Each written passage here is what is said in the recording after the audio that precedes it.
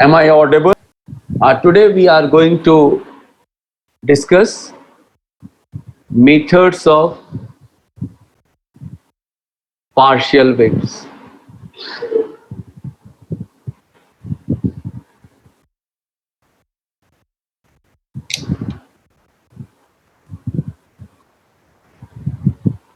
Now the important point which I had told you was that in a two-body scattering,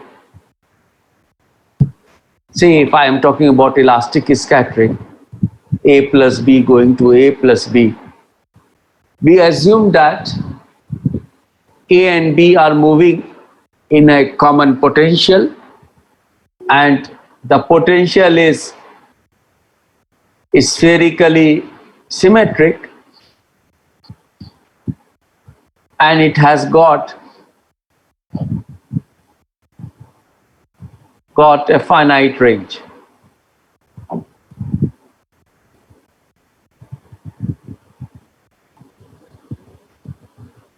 Now the important point is that the beam is switched on for a longer duration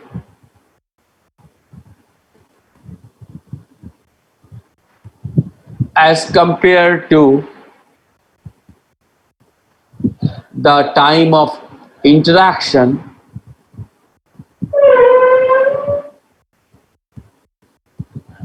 with the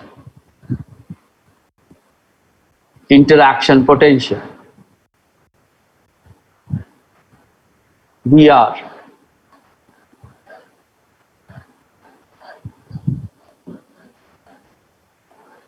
This is done to assume or rather to achieve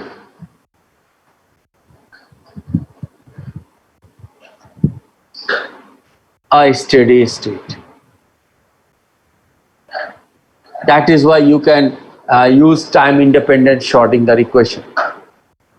Now what I'm telling you that the incident wave is coming along the z direction and these are the plane waves represented by e to power ikz, and this is the scattering center. The interaction happens and some of the particles they move out and then we assume the outgoing waves, those are the scattered waves, they are spherically outgoing waves, and then you have also unscattered wave. Therefore the total outgoing wave consists of scattered wave and unscattered wave. And scattered wave, we are assuming it to be spherically outgoing, that means symmetrically, this is symmetric in all the possible direction. Okay, the important point is that we are assuming this potential to be weak. Weak in the sense that if you are away from this scattering region, then you can assume these outgoing particles to behave like free particles. Therefore, I am writing it down. An incident beam of particles are getting scattered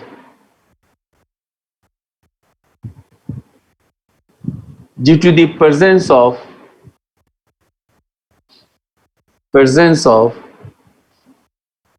spherically symmetric potential VR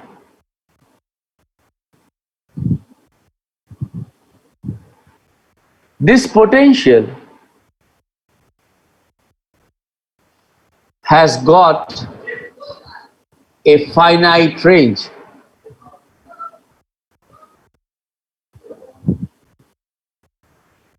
Okay, and for larger distances are tending to infinity.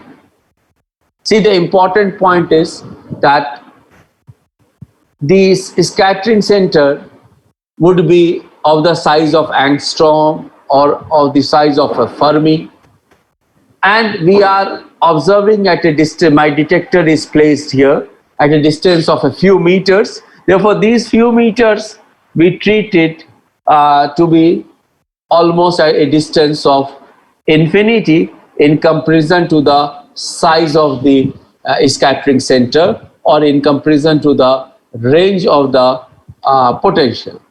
Okay, therefore, and for large distances, the outgoing particles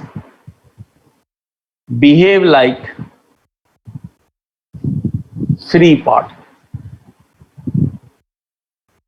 This is important concept, that potential is weak, and when we are away from the scattering region, the outgoing waves may be assumed to be the plane waves. Okay. May I change the slide?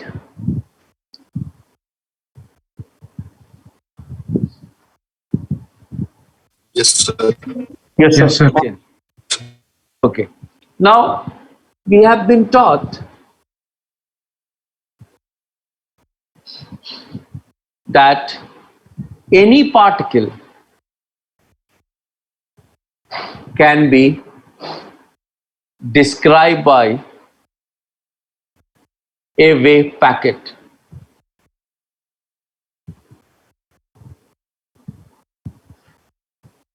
Okay, what is a wave packet?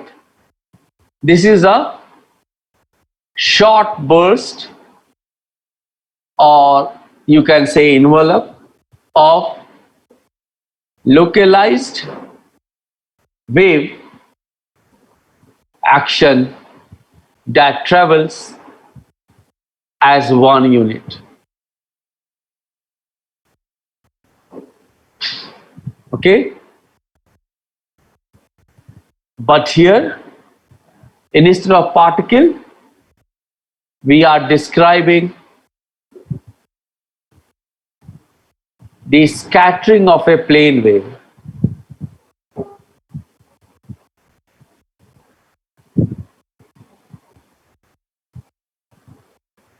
I am representing it by e power I kz, because I am assuming that these particles are moving along the z direction.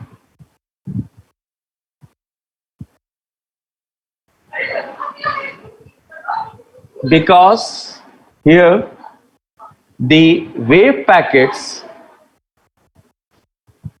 are expanded in terms of plane waves. Okay, this is an important concept.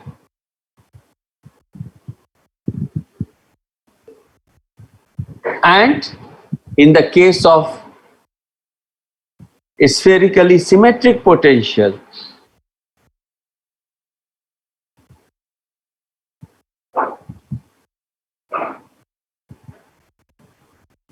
the scattered wave function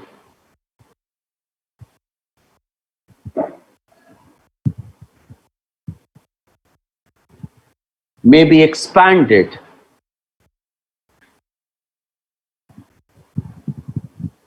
in spherical harmonics, which reduce to Legendre polynomials.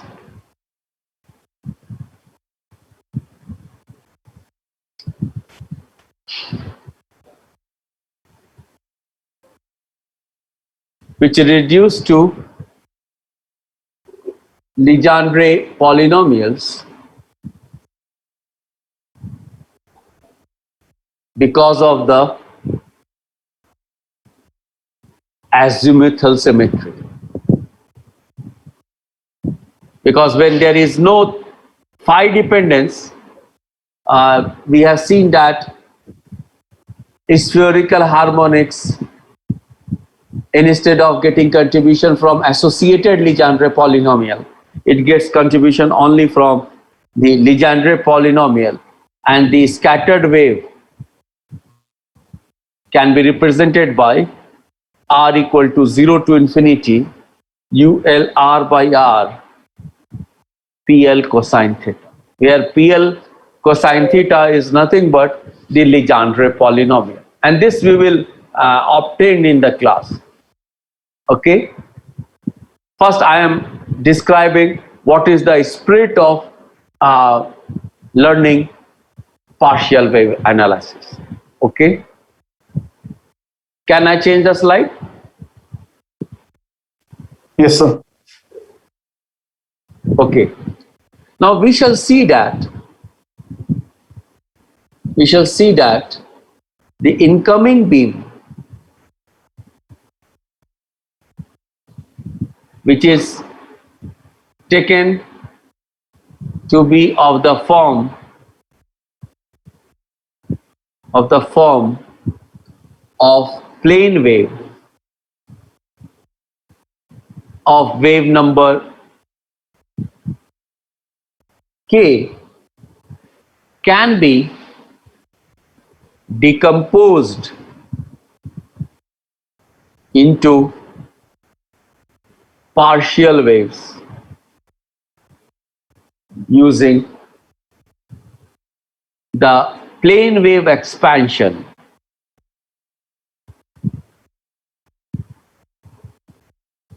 in terms of spherical Bessel functions and Legendre polynomials.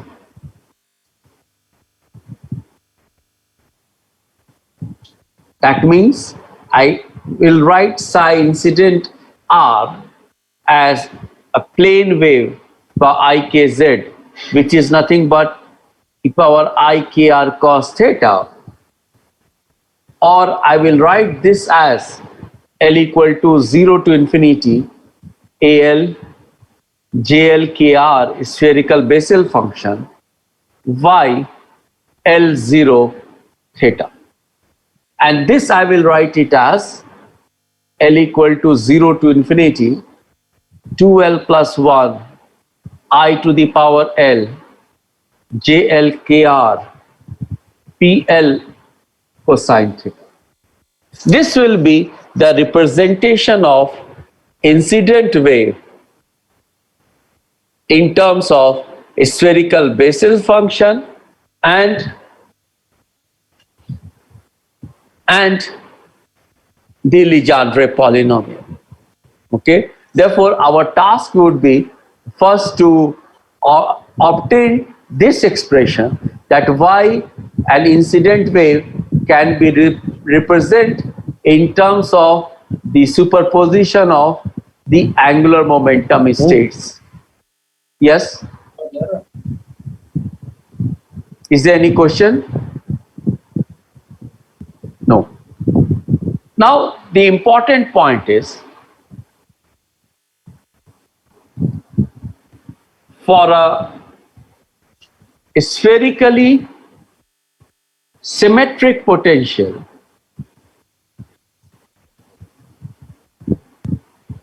this we have discussed in the class, the angular momentum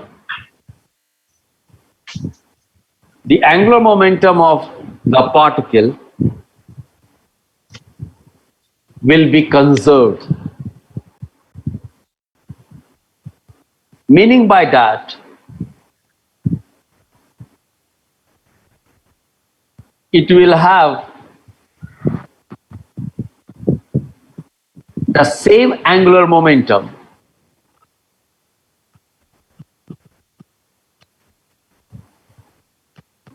before and after the collision.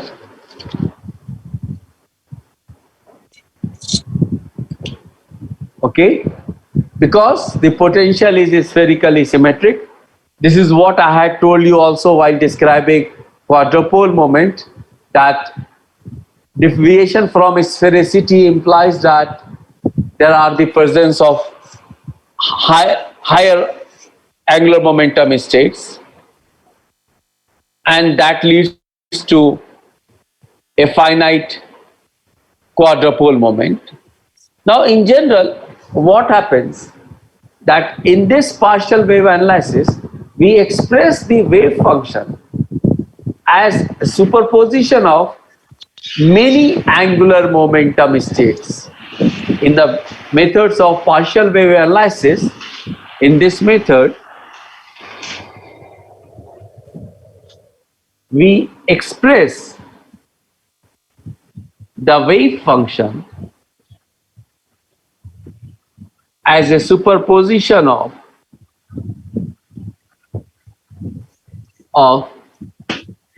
many angular momentum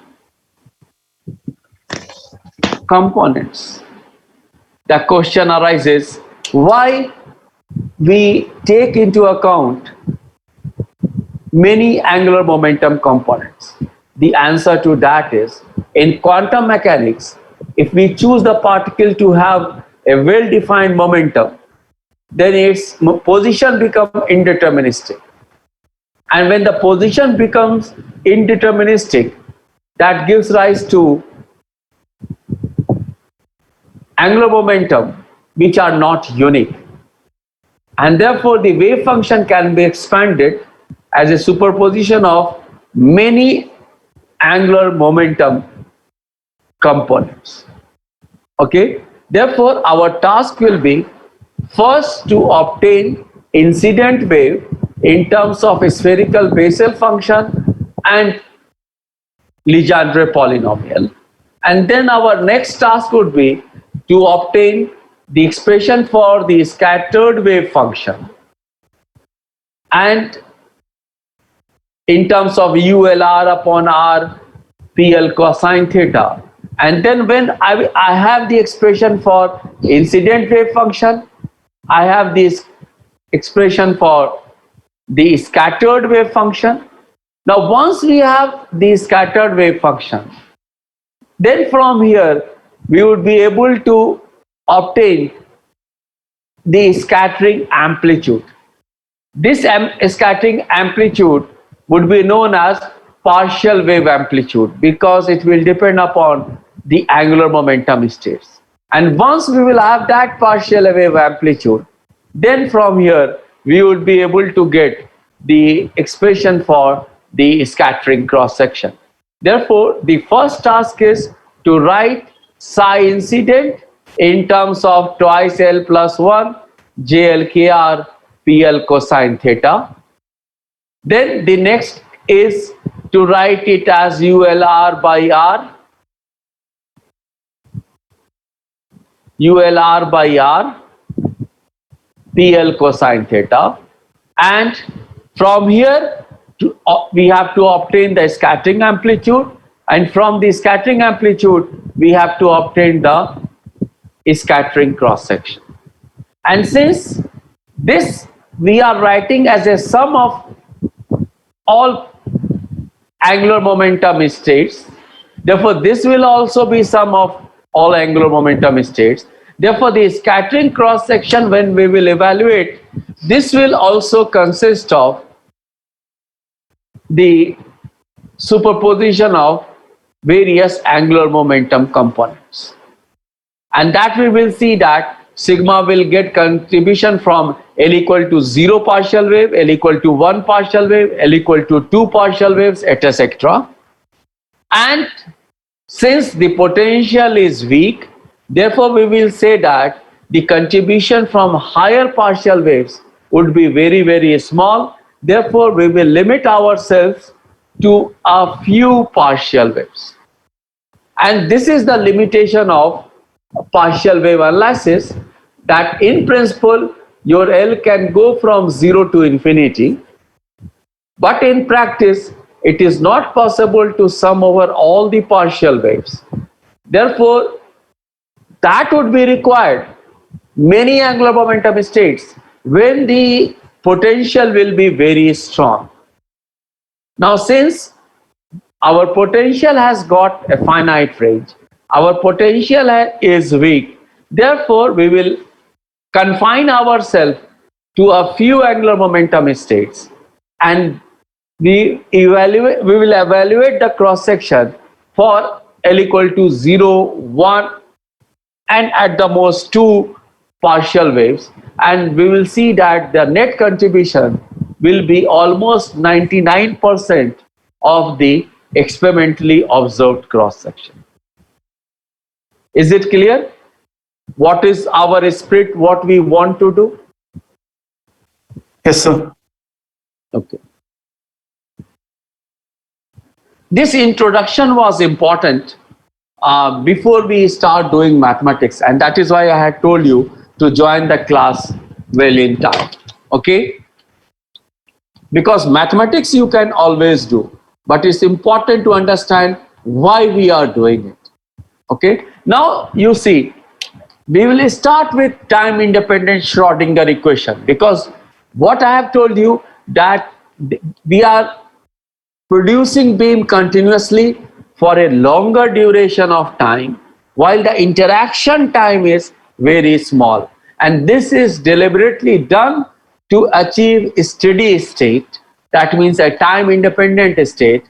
And why we do that? Because then it will be possible to use time independent when there will be no time dependence in our formalism in the wave function, then we can use time independent Schrodinger equation. And this time independent Schrodinger equation is written in terms of a particle of energy E interacting with a spherically symmetric potential, and that particle has got a reduced mass mu. Therefore, let me start with the time independent Schrodinger equation for a particle of energy E in a potential VR. As we know, this is given by minus h square by twice mu del square psi plus VR psi. This is equal to E psi. This we write it as multiplying by twice mu by h cross square and taking negative sign into account, del square psi plus twice mu by h cross square E minus VR psi. This is equal to 0. And then we argue that we are far away from the scattering center and my incident wave is a plane wave. Therefore, if we are far away from the scattering center, your VR is 0 and particle is moving along the z direction, such that the incident wave, the solution that you get from here, d square psi by dz square plus k square psi is equal to 0, which corresponds to psi is equal to e power I kz, you assume to be a plane wave. But here the important point is, we are going to write del square in spherical polar coordinates, and then we will proceed from there. Therefore, let us write del square in spherical polar coordinates. My VR equal to 0 and k square, that means is twice mu e by h cross. We are far away from the scattering center and we are talking about plane wave. Why? Because first our task is to show psi incident can be written as I to the power L twice L plus 1 JL KR PL cosine theta. Therefore, first we are assuming the case when we are far away from the scattering center, and we can write e power I kz or e power I kr cos theta in terms of the contribution from the different partial waves. Therefore, what we have to do, we have to write del squared psi plus k squared psi equal to 0 in spherical polar coordinates. And del square in spherical polar coordinates is given by 1 by r squared delta by delta r squared delta psi r theta phi by delta r plus 1 by r squared sine theta delta by delta theta sine theta delta psi r theta phi by delta theta plus 1 over r squared sine squared theta del squared psi r theta phi by delta phi square plus k square psi r theta phi. This is equal to 0. Okay. Therefore, we have written this expression del square psi plus k square psi equal to 0 in spherical polar coordinates. Now, we are going to use the method of separation of variables, and the formalism which we did on the last turn, I am going to use that. That is why that part of angular momentum algebra we did entirely independently, so that we should not get confused that there is too much of mathematics. Okay, that, and what I am telling you, that I am going to write psi r theta phi as r, which is function of radial distance, and y, which is function of zenith angle and the azimuthal angle. Actually, r is function of principal and orbital quantum number, while theta is function of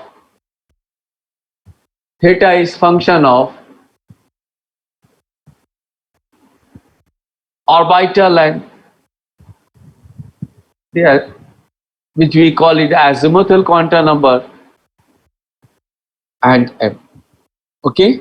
Now, before we proceed ahead, we have seen that on the last turn that L square by h cross square is minus 1 by r square sine theta delta by delta theta sine theta del by delta theta minus 1 over r square sine square theta delta by delta phi square. And the other important point which we have discussed, that this y LML theta phi, this is LL plus 1 h cross square y L mel theta phi. Okay, we have obtained it for j square, but I had told you that if you have only the orbital quantum number, then you can just write L squared psi as LL plus 1 h cross squared psi, and that is what I am exploiting here. Therefore, the part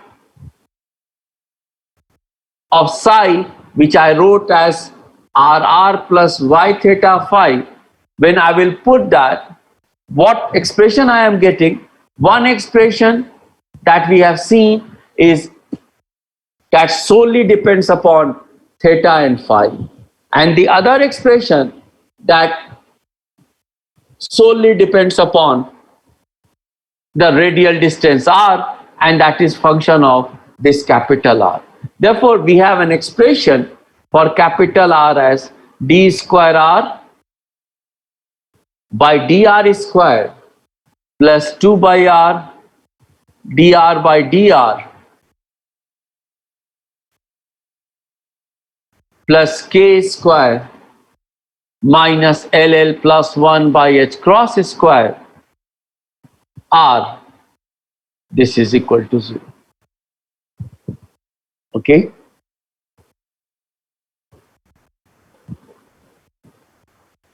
Now I think this expression you are very well aware of, but just to recall your BSc final days, what I am doing, I am assuming that I am introducing a variable rho. Let rho is equal to kr. That means instead of r being function of radial distance, I am introducing a variable rho such that this r is now function of rho. And if I do that, then what I should do, I should replace this dr by dr by d rho. That means if I have dr by dr, like here, I will have to write it as dr by d rho times d rho by dr, and d rho by dr is k. Therefore, this will be k dr by d rho. Okay, and similarly, d square r by dr square, this will be equal to k square d square r by d rho square. Therefore, instead of dr by dr, I will write it as k dr by d rho, and instead of d square r by dr square, I will write it as k square d square r by d rho, and instead of this guy r, I will write it as rho upon k. Therefore, rho upon k and this k will make this k square, and here also we have a k square. Here we have a k square, and sorry, I'm very sorry. This should be r square. This will give you r square will give you rho square by k square. Therefore, k square will be common all through. I will write. I'm changing the slide. I will write this expression as k square d square r by d rho square plus 2k square by rho dr rho by d rho plus k square minus ll plus 1 k square by rho square r rho, this is equal to 0. As you can see, k square is common throughout. I will divide by k square and I will multiply by rho square. Therefore, dividing by k square and multiplying by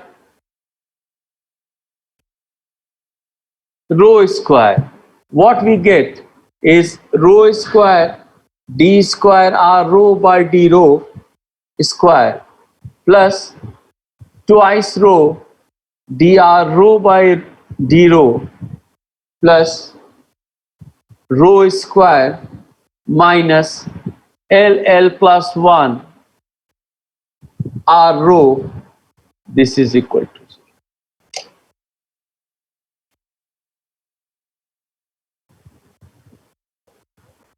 Okay, what is this equation known as?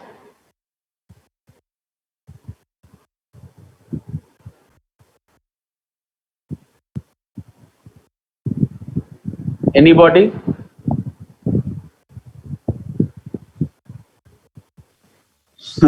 Bessel function equation. Yeah, this is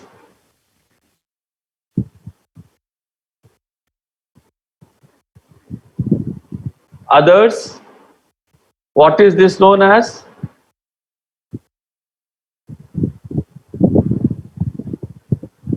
Spherical Bessel differential equation. Okay, this is known as Bessel differential equation, which is second order equation, and this has been taught to you in mathematical physics, as well as this is part of the course in mathematics also. Okay. Now, what is the solution of a spherical Bessel function? This equation has got two solutions, two possible solution. One sir solution आपका we आवाज call, clear नहीं आ रहा है। हमारी आवाज clear नहीं आ रही है? Yes sir. अब आ रही है या अब भी नहीं आ रही है? क्लियर आ रही है। Yes sir. Okay, now the important point is, आज तो मेरे ख्याल में इंटरनेट कनेक्शन स्टेबल है ना?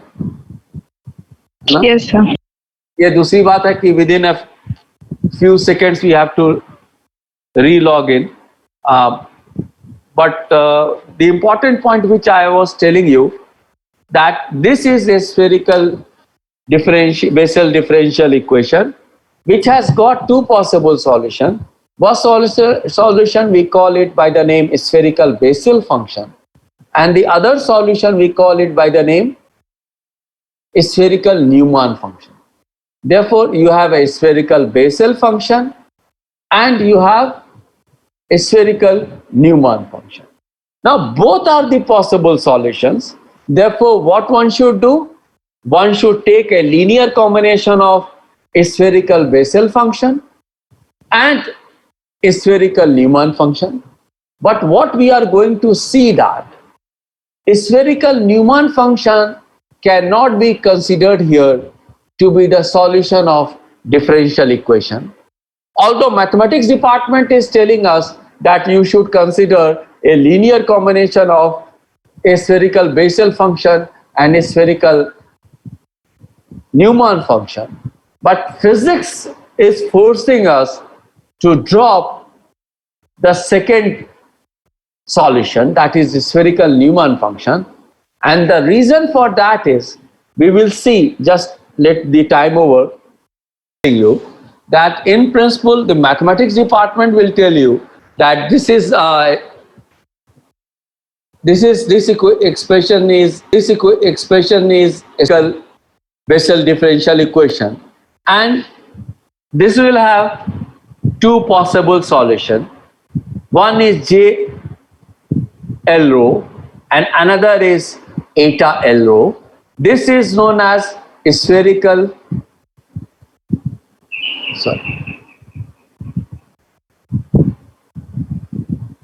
spherical Bessel function, and this is known as a spherical Newman function. Okay, the mathematics department will tell you that this solution is given by pi square root pi by 2 rho JL plus half rho, or equivalently this is also given by minus rho to the power L 1 by rho d by d rho to the power L sin rho by rho, and eta L rho, just you can verify. I am unable to recall it correctly, just you can verify 1 by rho d by d rho to the power L, this is cos rho by rho. Therefore, you have eta L rho as the spherical Newman function and JL rho as the spherical Bessel function. If you notice, for example, if I write JL0x, then JL0x is sin x by x, or J1x, for example, this is sin x by x square minus cos x by x.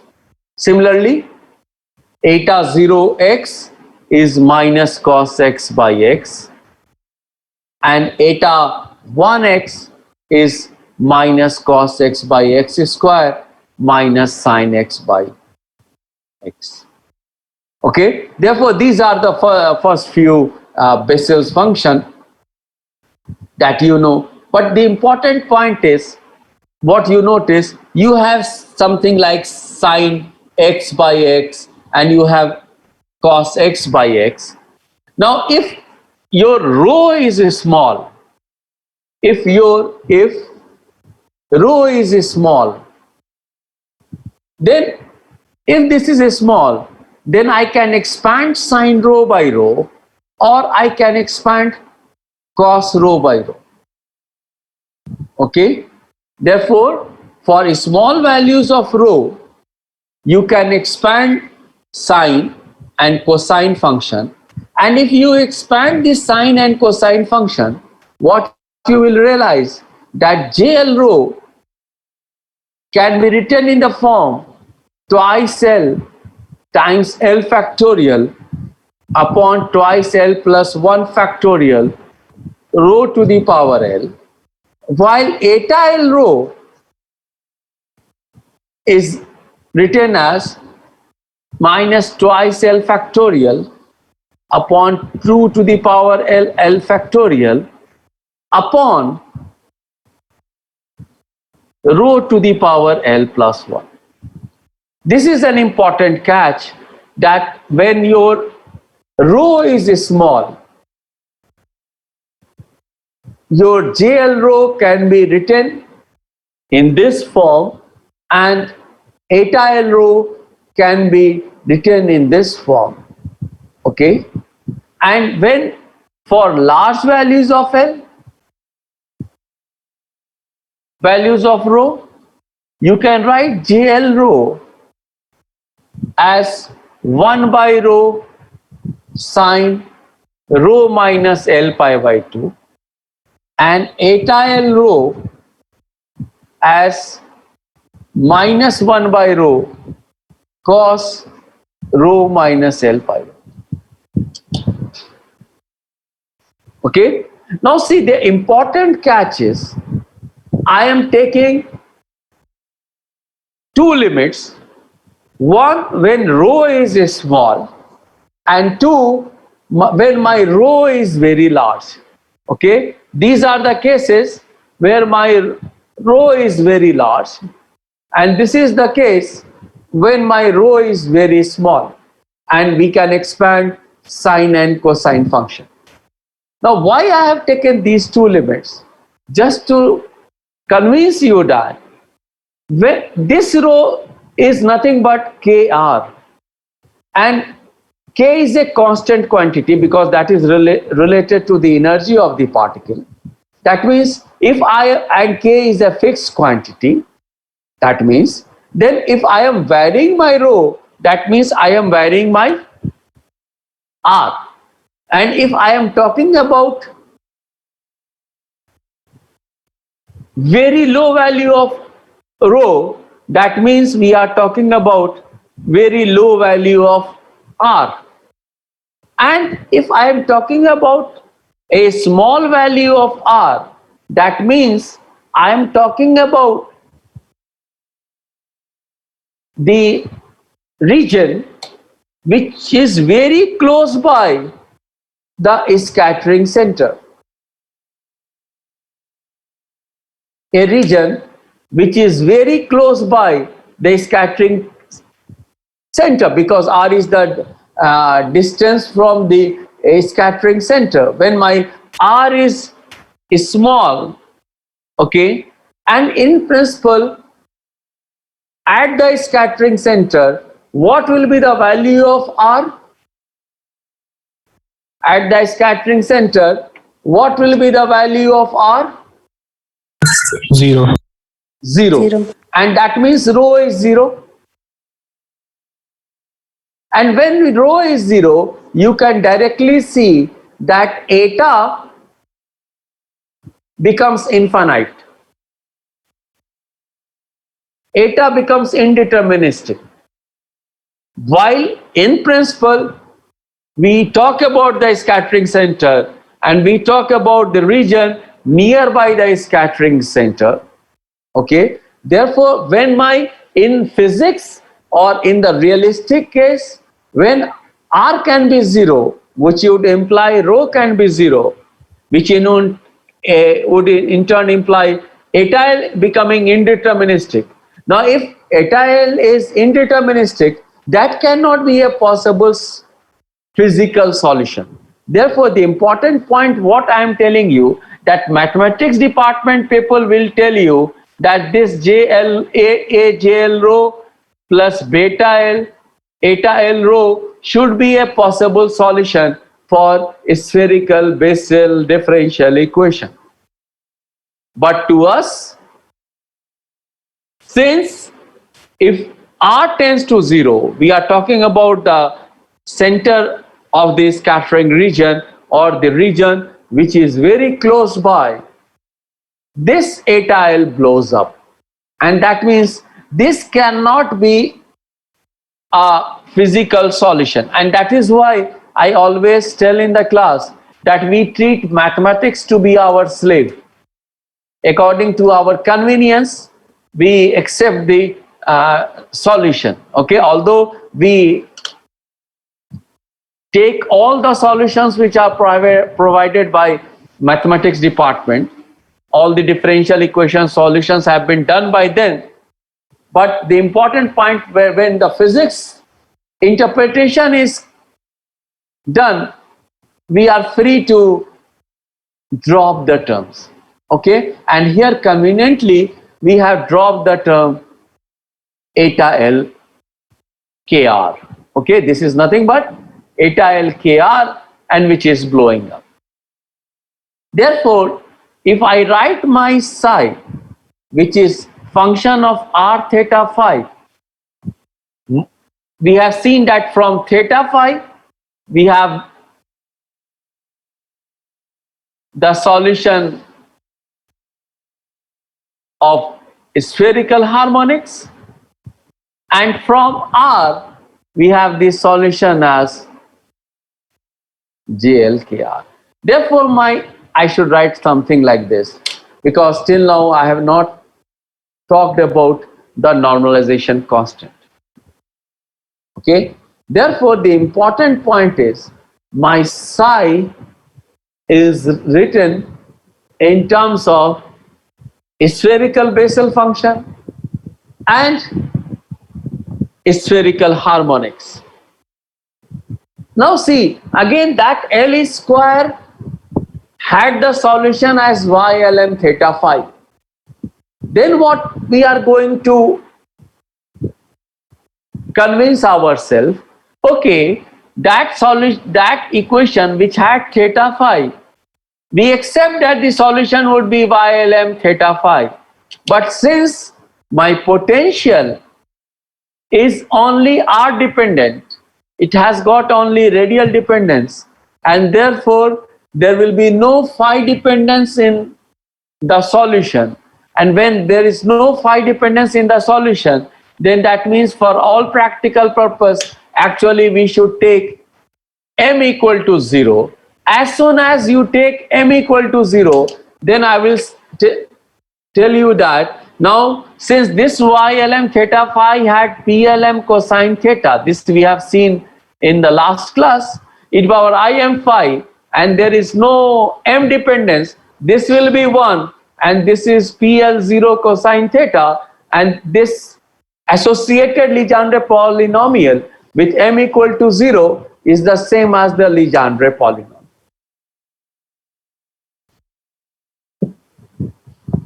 Is it all right?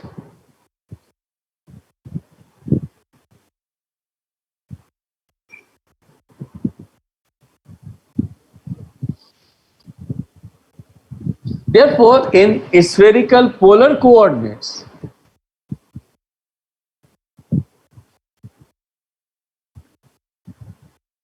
the solution of the plane wave is given by JLKR YLM theta phi. Okay, that means this is the solution in spherical polar coordinates, and this should be proportional to e to the power ikz, or equivalently this is proportional to e to the power ikr cosine theta.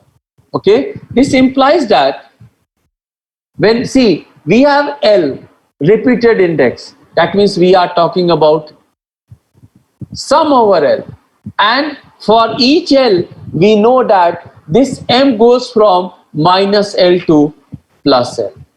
For each L, M goes from minus L to plus L. Therefore, what we say, we can say that we can generate plane waves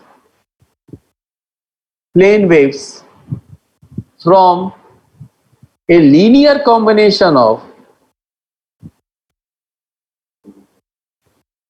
spherical states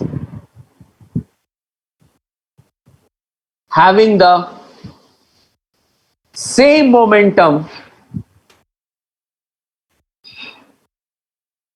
k, but the different values of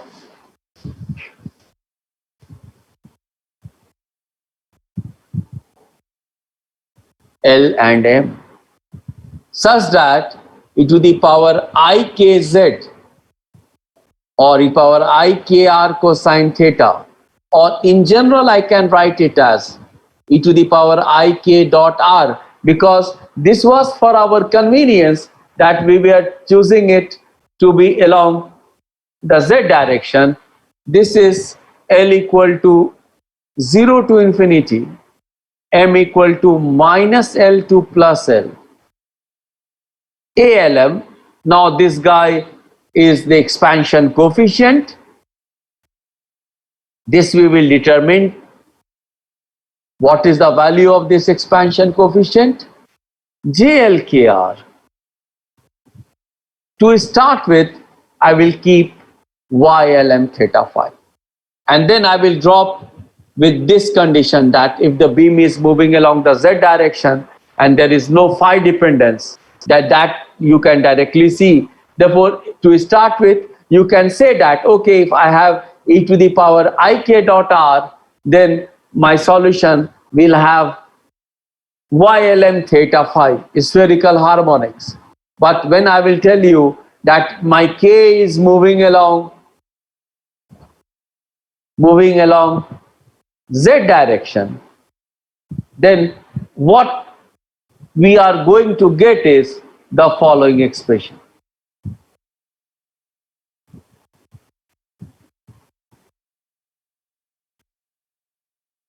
This will be equal to L equal to 0 to infinity I to the power L 2L plus 1 JLKR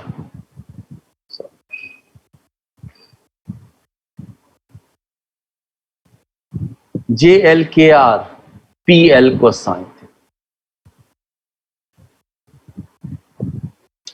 I to the power L twice L plus 1 JLKR. Therefore, for a spherically symmetric potential, the expression is I to the power L 2L plus 1 JLKR PL cosine theta. Now, your question would be that from where I am getting this I to the power L 2L plus 1. Although we are convinced that my plane wave would be proportional to JLKR PL cosine theta. Okay? But our next task would be to convince ourselves that this expansion coefficient should be I to the power L 2L plus 1 if there is no azimuthal dependence, meaning by that if there is no M dependence in the expression. Okay? Now, a few things that we have discussed on the last turn, but for the completeness sake, I am just writing it as, on the last turn I wrote YLM star YLM d omega. This was how much? Anybody?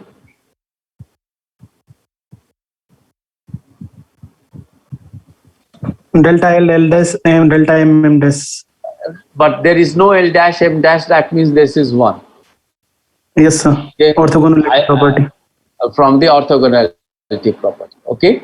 Now, whenever I write a wave function, I should write it as psi r theta phi. This NL JLKR YLM theta phi. I will say that actually we should normalize this. But what we have done, we have normalized this part, and we have been taught that these Bessel function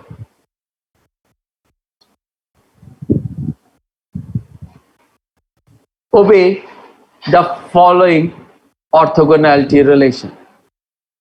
This is equal to pi by 2k square delta k minus k. Now, if you have not seen this, you can have look at any mathematical physics book. They have solved this expression, that is spherical Bessel function orthogonality property is given by this expression. Okay, this implies that what should be the normalization? This should be square root 2k square by pi JLKR YLM theta phi. Okay, therefore the important point is that the incident wave, which I wrote it as e to power I k z or e to power I k r cosine theta, here there is no m dependence and my L is going to 0 to infinity.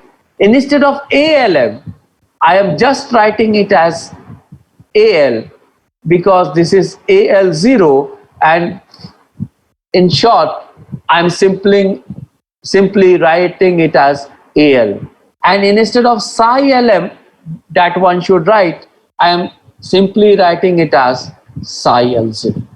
Therefore L equal to 0 to infinity, I am writing it as psi L0. Therefore with this normalization I can write it as L equal to 0 to infinity AL 2k square by pi JLKR Y L0 theta phi. Y L0 theta phi. Okay, and we have seen that Y L0 theta phi is nothing but is related to Legendre polynomial as equal to square root 2l plus 1 by 4 pi PL cosine theta. Therefore, I can rewrite this expression as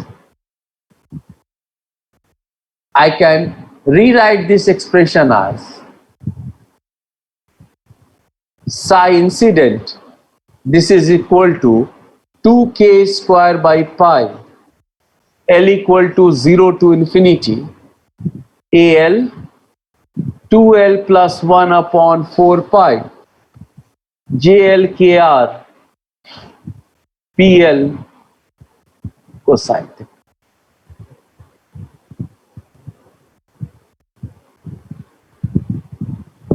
Okay. Now we have written in terms of Legendre polynomial, and the orthogonality property of Legendre polynomial